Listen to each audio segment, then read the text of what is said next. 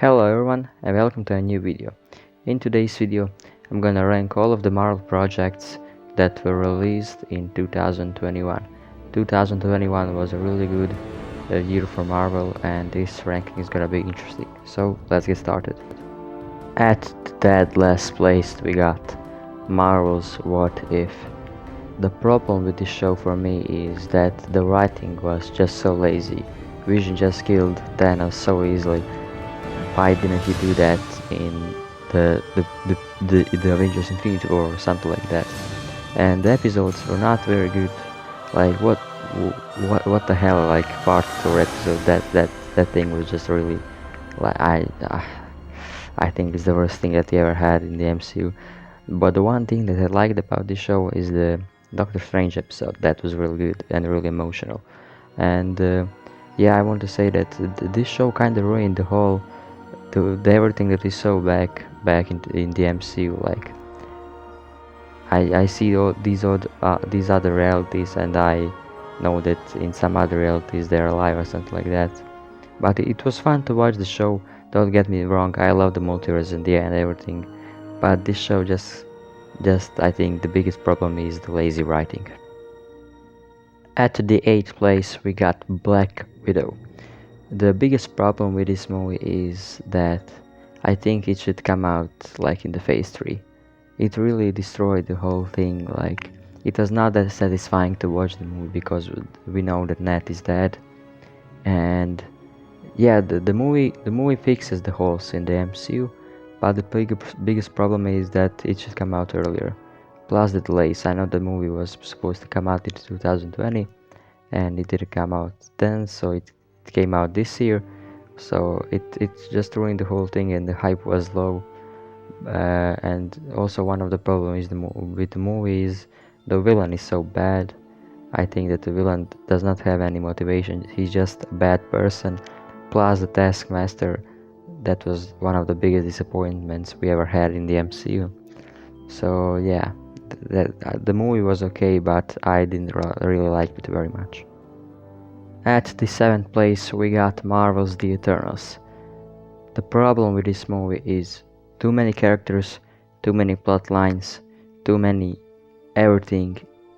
They just mixed everything up and put it in the 2.5 hours long movie, and it looked like a mess after everything.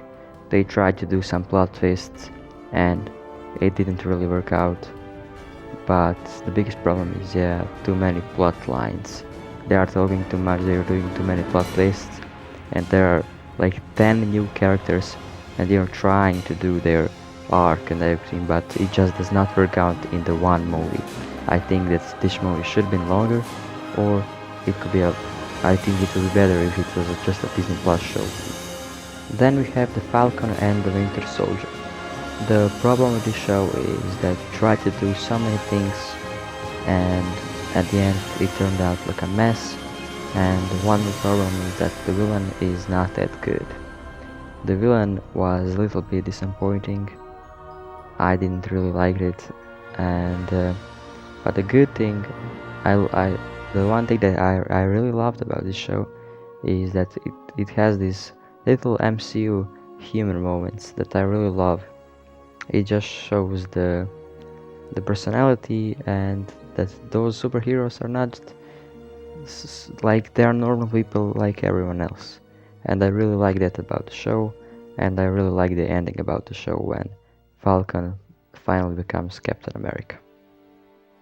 Then we have WandaVision, the first Marvel Disney Plus MCU show. At the beginning, I really liked this show. It started and as a sitcom, like no one knew what's going on with the show. It was really a mystery, and it was really leading through the episode. It was mystery, and it was leading to like a really big finale. There were so many crazy theories that I really loved, like Doctor Strange showing up and Mephisto and everything like that. But in the end, nothing really happened. The ending was lame. We expected something bigger, especially the disappointment we got with the Quicksilver. Like they did it on purpose. They can do just like, hey, let's bring the same actor that played the Quicksilver in the X-Men movies.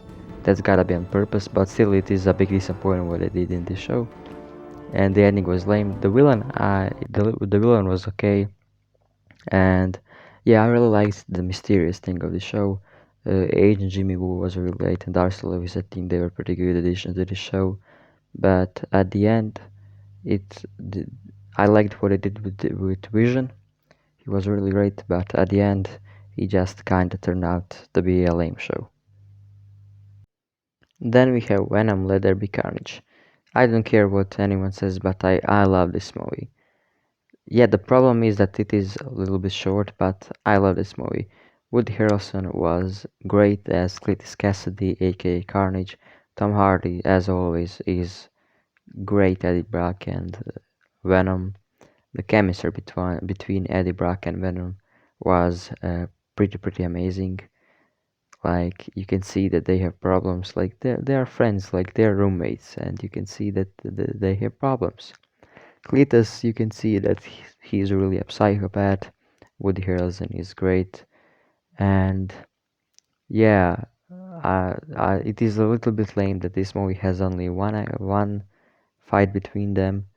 But you know, what can you do?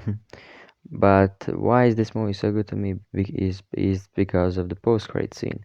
The post-credit scene is amazing. It just starts like it brings Venom to the MCU. That's one of the coolest things that we ever could see, and it is really a big hype to see Venom in the MCU. Now we saw him in No Way Home, so yeah, that's really great. Then we have Hawkeye. I really love this show from the beginning. It was really great. The chemistry between Kate Bishop and Clint Barton was really amazing, and I'm really happy that Clint Barton finally got his own show. He is just so underrated character, and I'm really happy. But the thing that I didn't like about the show is the Kingpin. The Kingpin was like mentioned like a big dangerous character and everything, and then they brought him back. It is the same actor from the Netflix, and I'm really happy about that. I watched that show from the Daredevil Netflix show, and he was really brutal there. But here, it's lame. I don't know. Like he gets beat by like a 20-year-old girl with a bow and arrow. That just does not make any sense. And then he gets killed by that. I mean, he's probably not dead, but I thought that they're gonna make him better and more dangerous.